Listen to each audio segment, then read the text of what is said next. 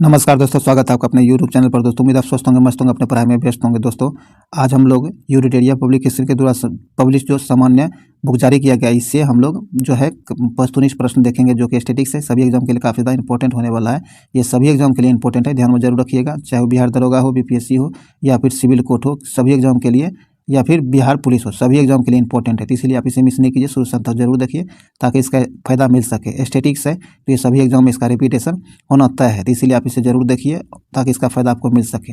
और इससे पहले जो आपको जितने भी वीडियो इसका हो चुका है, अगर आप नहीं देख पाए तो उसके प्लेलिस्ट का लिंक भी डिस्क्रिप्शन में मिल जाएगा, उसे भी जाकर जरूर देखिए ताकि इसका बेनिफिट आपको एग्जाम में देखने के लिए मिल सके। और इस वीडियो को शुरू से अंत तक देखिए, इस वीडियो को लाइक शेयर जरूर कीजिए ताकि इसका फायदा औरों को मिले, ज़्यादातर लोगों तक पहुँच सके। और इस चैनल को सब्सक्राइब जरूर कर लीजिए। तो चलिए इस वीडियो को शुरू करते हैं, ज़्यादा टाइम नहीं गंवाते हैं, इस वीडियो को शुरू करते हैं। आइए देखते हैं। कहता है कि वित्तीय आपातकाल क्या है। वित्तीय आपातकाल की घोषणा को मंजूरी देने वाला प्रस्ताव संसद के दोनों सदनों द्वारा पारित किया जा सकता है। तो ये साधारण बहुमत से, साधारण बहुमत से भी पारित किया जा सकता है। ए नंबर से आंसर हो जाएगा। आगे कहता है निम्न में से किस वीटो शक्ति का प्रयोग भारत के राष्ट्रपति द्वारा नहीं किया जाता है। कहता है निम्नलिखित में से वह कौन सी वीटो शक्ति है जिसका प्रयोग जो है भारतीय राष्ट्रपति के द्वारा नहीं किया जाता है। तो इसका सही आंसर हो जाएगा आपको विशेषित वीटो का प्रयोग भारत के राष्ट्रपति के द्वारा नहीं किया जाता है। बी नंबर सही आंसर हो जाएगा विशेषित वीटो का प्रयोग। चलिए आगे है। कहता वित्त विधायक को कितने दिनों के भीतर प्रभावी हो जाना चाहिए। कहता वित्त विधायक जो होता है इसे कितने दिनों के भीतर प्रभावी हो जाना चाहिए। तो इसका सही आंसर हो जाएगा आपको 75 दिनों के भीतर। कितना? 75 दिनों के भीतर जो है इसे प्रभावी हो जाना चाहिए। डी नंबर से आंसर हो जाएगा। निम्न में से किस अनुच्छेद में वर्णित मूल अधिकार भारतीय नागरिकों एवं विदेशी दोनों को प्राप्त है।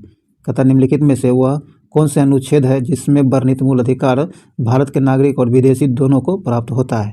तो इसका सही आंसर हो जाएगा अनुच्छेद 14 में जो मूल अधिकार वर्णित है, यह अधिकार दोनों को मिलता है, विदेशी को भी और भारतीय नागरिक दोनों को भी। तो अनुच्छेद 14 हो जाएगा, सी नंबर से आंसर हो जाएगा। आगे कहता निम्न में से किस समिति ने चुनावी खर्च के सरकारी निधियन की सिफारिश की थी। तो यह सिफारिश जो किया था आपको इंद्रजीत गुप्ता समिति ने। किसने? इंद्रजीत गुप्ता समिति ने इसकी सिफारिश की थी। बी नंबर से आंसर हो जाएगा। मुख्य चुनाव आयुक्त का कार्यकाल होता है, मुख्य चुनाव आयुक्त जो है इसका कार्यकाल 6 वर्ष का होता है या फिर 65 वर्ष की आयु का होता है। जो दोनों में जो पहले पूर्व जाएगा वही होता है। तो यहाँ सी नंबर से आंसर हो जाएगा 6 वर्ष या फिर उससे या फिर 65 वर्ष की आयु। सी नंबर से आंसर हो जाएगा। आगे कहता बौद्ध क्या है। बौद्ध के धर्म संघ संबंधी नियम तथा आचरण किस पुस्तक में संग्रहित की गई है। तो ये जो विनय पिटक में संग्रहित की गई, किसमें? विनय पिटक में संग्रहित की गई है। ए नंबर से आंसर का विनय पिटक। चलिए आगे है। आगे सूची 1 को सूची 2 से मिलान करने के लिए कहा गया। एक तरफ भूमि है और दूसरी तरफ उसका उपयोग दिया गया है। तो आइए देखते हैं। ये जो है आपको क्षेत्र जो आपको जंगली भूमि का क्षेत्र जो होता है, एक मिनट, क्षेत्र कृषि योग्य भूमि होता है। क्या होता है? क्षेत्र जो होता है कृषि योग्य भूमि होता है। तो एक मिल जाएगा 1 से। वस्तु क्या है? वास्तु जो है बास करने योग्य भूमि होता है। क्या? बास करने योग्य भूमि होता है। 2 से मिल जाएगा। खिल्य जो होता है आपको बंजर भूमि को खिल्य कहा जाता है। तो यहाँ आपको 3 से 3 हो जाएगा। और अपरहत क्या है? अपरहत है जंगली भूमि, तो आपको डी हो जाएगा 4 से। तो ये आपको 1 का 1, 2 का बी, मतलब 1 का 1, बी का 2, सी का 3 और 4 का डी का 4 हो जाएगा। तो यहाँ आपको डी नंबर से आंसर हो जाएगा, ध्यान में रखिएगा। चलिए आगे बढ़ते हैं। आगे कहता है देवपाल क्या है? देवपाल ने नालंदा में बौद्ध विहार बनवाने के लिए किसे 5 गांव दान में दिए थे। कहता देवपाल जो थे इन्होंने नालंदा में बौद्ध विहार बनवाने के लिए किसे 5 गांव दान में दिए थे। तो ये दिया गया था आपको बालपुत्र देव को। किसे? बालपुत्र देव को जो है 5 गांव दान में दिया गया था नालंदा में बौद्ध विहार बनाने के लिए, ध्यान रखिएगा। तो यहाँ ए नंबर से आंसर हो जाएगा। आगे कहता निम्न में से क्या है? निम्नलिखित में से कौन सद्गुण शक्ति से संबंधित नहीं है। तो जो सद्गुण शक्ति से संबंधित नहीं है वह है आपको कबीर। डी नंबर से आंसर होगा कबीर। चलिए आगे है। कहता क्रांति की तलवार में धार वैचारिक पत्थर पर रगड़ने से ही आती है। यह वक्तव्य जो है निम्न में से किसका है। कहता है क्रांति की तलवार में धार जो वैचारिक रूप का धार आता है वैचारिक पत्थर पर रगड़ने से ही आता है। यह वक्तव्य निम्न में से किसका है? तो यह वक्तव्य जो है भगत सिंह का। किसका? भगत सिंह का यह वक्तव्य है। सी नंबर सेंस का भगत सिंह। काकोरी कांड को निम्नलिखित में से किस संगठन के क्रांतिकारियों ने अंजाम दिया था? तो काकोरी कांड जो हुआ था इससे जो है किस क्रांतिकारी संगठन ने अंजाम दिया था? तो ये दिया था, अंजाम जो दिया गया था हिंदुस्तान रिपब्लिक एसोसिएशन क्रांतिकारी संगठनों के द्वारा दिया गया था। बी नंबर से आंसर हो जाएगा। ध्यान में रखिएगा ये काकोरी कांड का नाम यूपी सरकार बदलकर काकोरी एक्शन कर दिया। क्या? काकोरी एक्शन कर दिया है। चलिए आगे बढ़ते हैं। यहाँ बी नंबर से आंसर हो जाएगा।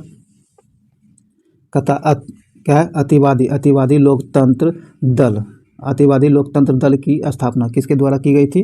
तो यह किया गया था आपको एम.एन. रॉय के द्वारा। किसके? एम.एन. रॉय के द्वारा किया गया था। बी नंबर से आंसर हो जाएगा। श्रीरंगपट्टनम की संधि किनके मध्य हुई है? श्रीरंगपट्टनम की संधि जो हुई है ये हुई है आपको टीपू सुल्तान और कर्नवालिस के बीच, लॉर्ड कर्नवालिस के बीच हुई थी। डी नंबर से आंसर हो जाएगा। और आप लोग कमेंट बॉक्स में बताइए कि यह कब हुआ था। चलिए आगे है। कहता ब्रिटिश सरकार की कुशल कर्मण्यता की नीति का संबंध निम्न में से किस देश से था? तो इसका संबंध हो जाएगा आपको अफगानिस्तान से। डी नंबर से आंसर अफगानिस्तान। कहता किस वायसराय के कार्यकाल के दौरान श्वेत विद्रोह हुआ था? कहता वो कौन से वायसराय थे जिसके कार्यकाल में श्वेत विद्रोह हुआ था? तो ये हुआ था आपको लॉर्ड रिपन के समय में। कब? लॉर्ड रिपन के समय में। बी नंबर से आंसर हो जाएगा। चलिए आगे बढ़ते हैं। आगे कहता है ब्रिटिश व्यापारी। क्या है? ब्रिटिश व्यापारी भारतीय उत्पादकों, कारीगरों एवं शिल्पियों को अग्रिम संविदा या क्या है पेशगी के रूप में धनराशि देते थे। इस प्रथा को क्या कहा जाता था? तो इस प्रथा को जो कहा जाता था ददनी। क्या? ददनी कहा जाता था इस प्रथा को। डी नंबर से आंसर होगा ददनी। चलिए आगे है। एक मिनट दोस्तों। आगे कहता निम्नलिखित में से कौन सुमेलित नहीं है? ध्यान रखिएगा कौन सुमेलित नहीं है। तो जो सुमेलित नहीं है ये आपको बताना है। तो इसका सही प्रार्थना समाज का स्थापना जो कहता है 1865 में, यह गलत है। तत्वबोधनी सभा का स्थापना 1873 में सही है। आर्य समाज का स्थापना 1875 में, यह भी सही है। रामकृष्ण मिशन 1897 में, यह भी सही है। तो आपको यहाँ ए नंबर से आंसर जगह जो गलत दिया गया। देखिए इस तरह के क्वेश्चन को देखिए 4 ही ऑप्शन है और पहला ही गलत हो गया तो एग्जाम में तीनों को मत पढ़िएगा, आप आंसर करके निकल जाइएगा। ए नंबर से आंसर हो जाएगा। आगे कहता किस तिथि को मुस्लिम लीग ने मुक्ति दिवस के रूप में मनाया है? मुस्लिम लीग के द्वारा मुक्ति दिवस के रूप में जो मनाया गया है यह मनाया गया है 22 दिसंबर 1939 को। कब? 22 दिसंबर 1939 को मुक्ति दिवस के रूप में मनाया गया है मुस्लिम लीग के द्वारा। सी नंबर से आंसर हो जाएगा। चलिए आगे बढ़ते। आगे कहता है द्वैध शासन प्रणाली का जन्मदाता निम्न में से किसे माना जाता है? द्वैध शासन जो है इस प्रणाली का जन्मदाता निम्न में से कौन है? तो इसके जन्मदाता जो है ये आपको लियोनल कार्टिस है। डी नंबर से आंसर हो जाएगा। आगे कहता है प्याज में लाल रंग निम्न में से किसके कारण होता है? प्याज में लाल रंग जो होता है यह किसके कारण होता है? तो ये आपको एंथोसाइनिन। क्या है? एंथोसाइनिन के कारण प्याज का रंग लाल होता है। डी नंबर से आंसर हो जाएगा। चलिए आगे है। आगे कहता है जल का त्रियक। क्या है? जल का त्रिक बिंदु ताप किस तापमान पर होता है? जल का त्रिक बिंदु तापमान जो होता है किस बिंदु पर होता है? तो ये होता है आपको 0 डिग्री सेंटीग्रेड का। हाँ 0 डिग्री सेंटीग्रेड का। आगे कहता है जब लिफ्ट ऊपर की ओर जाती है तो वह व्यक्ति को अपना भार बढ़ा हुआ प्रतीत होता है। यहाँ आपको बी नंबर से आंसर हो जाएगा। चलिए आगे बढ़ते हैं। सॉरी दोस्तों। आगे कहता प्रकाश के अपवर्तन की क्रिया में क्या नहीं बदलता है? प्रकाश के अपवर्तन जो है इस क्रिया में क्या नहीं बदलता है?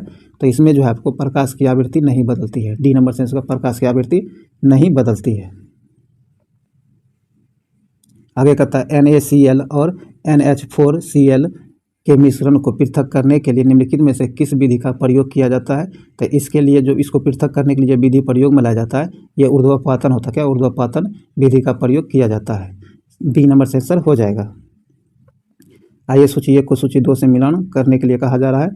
देखते हैं। कहता है कि कॉपर सल्फेट। क्या है?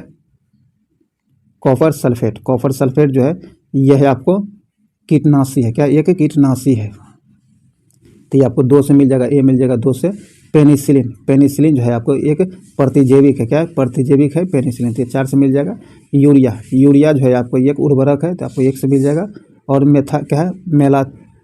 मेलाथियन आपको फंगसनाशी है, तो आपको ये दो सॉरी दोस्तों 3 से मिल जाएगा। इस प्रकार ए का 2, बी का 4, सी का 1 और डी का 3 हो जाएगा। तो इस प्रकार आपको 2 4 1 3 बी नंबर यहाँ से आंसर हो जाएगा। चलिए आगे है, आगे कहता निम्नलिखित में से कौन सा जीवाणु वायुमंडलीय नाइट्रोजन का स्थिरीकरण नहीं करता है। कहता निम्नलिखित में से वह कौन सा जीवाणु है, जीवाणु वायुमंडलीय नाइट्रोजन जो है उसका स्थिरीकरण नहीं करता है। जो नहीं करता है यह है आपको एगेरिकस, बी नंबर से आंसर हो जाएगा। चलिए आगे है, आगे कहता निम्नलिखित में से कौन सा मेंडुला, कहता निम्नलिखित में से कौन सा मेंडुला ओब्लोगेटा का कार्य नहीं है। तो इसका सही आंसर हो जाएगा आपको पेशियों के संकुचन पर नियंत्रण करना इसका कार्य नहीं है, डी नंबर से आंसर हो जाएगा। आगे कहता है जीन की कार्यात्मक इकाई है, जीन जो है इसकी कार्यात्मक इकाई क्या है, इसकी कार्यात्मक इकाई सिस्ट्रॉन है। क्या है? सिस्ट्रॉन, बी नंबर से आंसर हो जाएगा।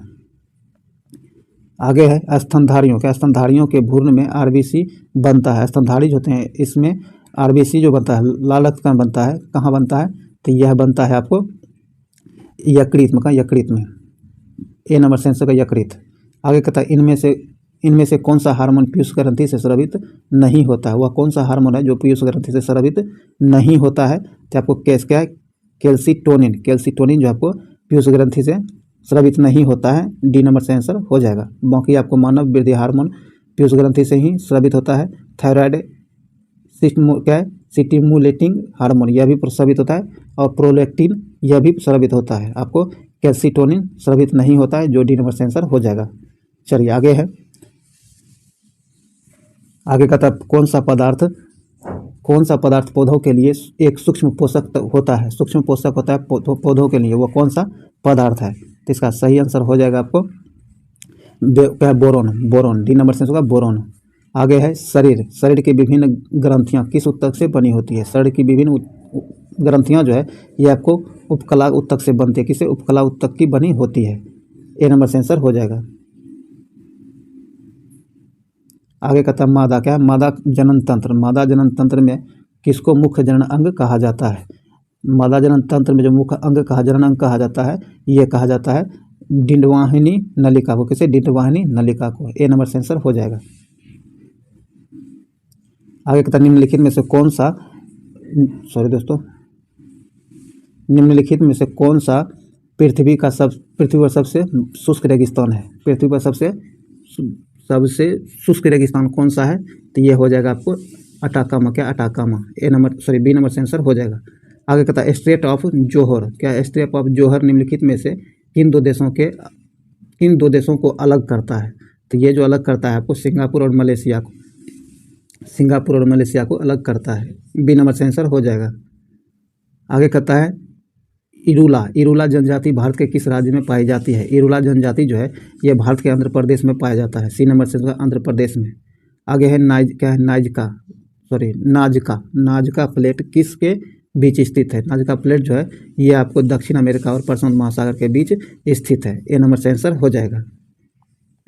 चलिए आगे है, आगे कहता निम्नलिखित में से कौन पहला भारतीय उत्पाद था जिसे जीआई टैग मिला था। कहता वह कौन सा पहला भारतीय उत्पाद है जिसे जीआई टैग मिला था। तो ये मिला था आपको दार्जिलिंग के चाय को। पहली बार दार्जिलिंग के चाय को जीआई टैग मिला था, डी नंबर से आंसर होगा दार्जिलिंग की चाय को। चलिए आगे है, आगे कहता है भारत में सर्वाधिक हेमेटाइट कोयला कहाँ पाया जाता है। तो भारत में सर्वाधिक हेमेटाइट कोयला जो है ये आपको उड़ीसा में पाया जाता है, उड़ीसा में पाया जाता है, ए नंबर से आंसर हो जाएगा। आगे भारत में किस प्रकार की चट्टानों में हीरा पाया जाता है। भारत में किस प्रकार के चट्टानों में हीरा पाया जाता है। तो ये विंध्यन पर्वत होगा, विंध्यन पर्वत में हीरा पाए जाते हैं, बी नंबर से आंसर हो जाएगा। चलिए आगे है, आगे कहता है कि गांधीवादी और मार्क्सवाद के बीच एक समान सहमति पाई जाती है। यह निम्न में से कौन सी है। तो यह सहमति जो पाई जाती है एक अंतिम लक्ष्य के रूप में राज्य विहीन समाज पाई जाती है, ए नंबर से आंसर हो जाएगा। आगे कहता है सतपुड़ा रेंज की सबसे ऊंची चोटी कौन सी है। सतपुड़ा रेंज जो है इसकी सबसे ऊंची चोटी धूपगढ़ी है। क्या? धूपगढ़ी है, बी नंबर से आंसर हो जाएगा। आगे कहता है भारतीय रिजर्व बैंक की स्थापना निम्न में से किस समिति के सिफारिश पर की गई थी? कहता भारतीय रिजर्व बैंक जो है इसकी स्थापना निम्न में से किस समिति के सिफारिश पर की गई थी? तो ये हिल्टन यंग समिति, क्या हिल्टन यंग समिति की सिफारिश पर इसकी स्थापना की गई थी। और ये किया गया था 1935 में। कब? 1935 में इसकी स्थापना की गई थी आरबीआई को। किसके? हिल्टन यंग समिति के सिफारिश पर। तो यहाँ डी नंबर तो याद रखिएगा ही, हिल्टन यंग समिति। और इसकी जो है आपको स्थापना 1935 में हुई थी, ये तो बता ही दिए हैं। और इसका राष्ट्रीयकरण 1949 में किया गया था। कब? 1949 में इसका राष्ट्रीयकरण भी किया गया था, ध्यान रखिएगा। चलिए आगे है। आगे कहता है यदि केंद्रीय बैंक द्वारा रेपो दर में वृद्धि की जाती है तो कहता यदि केंद्रीय बैंक द्वारा रेपो दर में वृद्धि की जाती है तो इसमें मुद्रा प्रसार में कमी आती है। क्या? मुद्रा प्रसार में कमी आती है। बी नंबर से आंसर हो जाएगा। आगे कहता प्रत्यक्ष कर संहिता का संबंध निम्न में से किससे है? प्रत्यक्ष संहिता, कर संहिता जो है इसका संबंध निम्न में से किससे है? तो इसका संबंध आपको आयकर से। किससे? आयकर से इसका संबंध है। डी नंबर से आंसर आयकर। भारत में प्रथम विशेष आर्थिक क्षेत्र सेज की स्थापना कहाँ की गई थी? तो इसकी स्थापना कांडला में। कहाँ? कांडला में की गई थी। ए नंबर से कांडला। निम्न में से कौन सा देश सुरक्षा परिषद का अस्थायी सदस्य नहीं है? नीचे दिए गए में से वो कौन सा देश है जो सुरक्षा परिषद का अस्थायी सदस्य नहीं है? जो अस्थायी सदस्य नहीं है वो है आपको जर्मनी। सी नंबर से जर्मनी। बाकी अमेरिका, फ्रांस, रूस, ये तीनों जो है आपको अस्थायी सुरक्षा परिषद का अस्थायी सदस्य हैं। सी नंबर हो जाएगा, जो कि नहीं है, जर्मनी नहीं है अस्थायी सदस्य। चलिए आगे है। आगे कहता है मुखौटा नृत्य का संबंध किस राज्य से? मुखौटा नृत्य जो है इसका संबंध किस राज्य से है? तो इसका संबंध आपको अरुणाचल प्रदेश का, अरुणाचल प्रदेश से। बी नंबर से आंसर हो जाएगा। आगे कहता है निम्न में से कौन G7 का सदस्य देश है? G7 का सदस्य देश इटली है। कौन? इटली है। सी नंबर से आंसर होगा इटली। चलिए जो भी वस्तुनिष्ठ प्रश्न था वो समाप्त हुआ है। उम्मीद है ये वीडियो आपके लिए यूजफुल जरूर रहा होगा। अगर आपको लगता है कि यूजफुल रहा तो इसे लाइक शेयर जरूर कर दीजिए और अपने दोस्तों के साथ शेयर कीजिए। इस चैनल को सब्सक्राइब करके घंटी दबा लीजिए ताकि आने वाली वीडियो का नोटिफिकेशन आपको आसानी से मिल सके। तो चलिए अब हम लोग हर दिन की भांति आज भी कुछ स्मरणीय तथ्य देखेंगे। कहता भारतीय राज्य व्यवस्था के विभिन्न पदाधिकारियों को प्राप्त होने वाले वेतन एवं पेंशन का उल्लेख किया गया है। तो ये आपको द्वितीय अनुसूची में इसका वर्णन या फिर उल्लेख किया गया है। विभिन्न पदाधिकारियों द्वारा ली जाने वाली शपथ का उल्लेख किया गया है। तो आपको तृतीय अनुसूची में, कहाँ? तृतीय अनुसूची में इसका उल्लेख किया गया है, जो शपथ लिया जाता है विभिन्न पदाधिकारियों के द्वारा। आगे विभिन्न राज्य एवं संघीय क्षेत्रों की राज्यसभा में प्रतिनिधित्व का उल्लेख किया गया है। तो ये चौथी अनुसूची में, किसमें? चौथी अनुसूची में इसका उल्लेख किया गया है।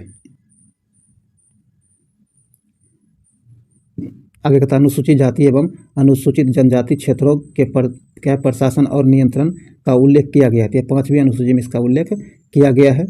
असम, मेघालय, त्रिपुरा, मिजोरम और कहता है असम, मेघालय, त्रिपुरा और मिजोरम राज्य के जनजाति क्षेत्र के प्रशासन का उल्लेख किया गया है। तो ये छठी अनुसूची में इसका उल्लेख किया गया है। संघ सूची, राज्य सूची एवं समवर्ती सूची का उल्लेख, इन तीनों सूचियों का जो उल्लेख किया गया है ये 7वीं अनुसूची में इसका उल्लेख किया गया है। आगे कहता भारत की 22 भाषाओं जो है इसका उल्लेख 8वीं अनुसूची में किया गया। कहाँ? 8वीं अनुसूची में इसका उल्लेख किया गया है।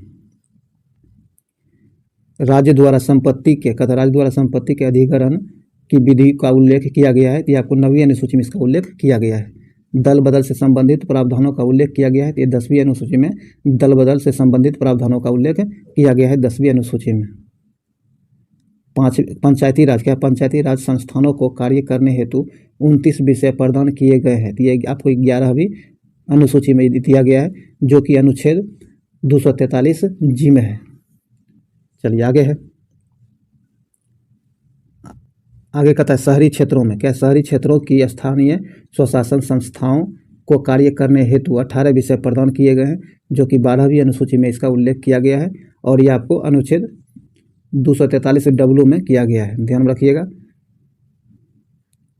चलिए अब आइए हम लोग भारत में विभिन्न पदाधिकारियों के शपथ एवं त्यागपत्र से संबंधित जानकारी देखते हैं। राष्ट्रपति को शपथ कौन दिलाता है? तो राष्ट्रपति को शपथ मुख्य न्यायाधीश दिलाते हैं और ये अपना राष्ट्रपति चाहे अगर त्यागपत्र देना तो ये आपको भारत के उपराष्ट्रपति को अपना त्यागपत्र देंगे, ये ध्यान रखिएगा। उपराष्ट्रपति को शपथ राष्ट्रपति दिलाते हैं और ये अपना त्यागपत्र भी राष्ट्रपति को ही देता है। प्रधानमंत्री जो है भारत के प्रधानमंत्री को शपथ राष्ट्रपति दिलाते हैं और ये अपना त्यागपत्र भी राष्ट्रपति को ही देंगे। मुख्य न्यायाधीश जो है इसको शपथ जो दिलाता है, या आपको राष्ट्रपति मुख्य न्यायाधीश को शपथ दिलाता है, और अपना त्यागपत्र भी यह राष्ट्रपति को ही देंगे। राज्यपाल को शपथ दिलाया जाता है, ये राज्य के मुख्य न्यायाधीश के द्वारा इनको शपथ दिलाया जाता है। अगर इनको अपना त्यागपत्र देना हो तो ये भी राष्ट्रपति को ही जाकर अपना त्यागपत्र देंगे। और मुख्यमंत्री जो है, मुख्यमंत्री को शपथ राज्य के राज्यपाल दिलाते हैं, और ये अपना त्यागपत्र भी राज्यपाल को ही सौंपेंगे। तो ये आपको इंपॉर्टेंट तथ्य, इसे ध्यान में जरूर रखिएगा।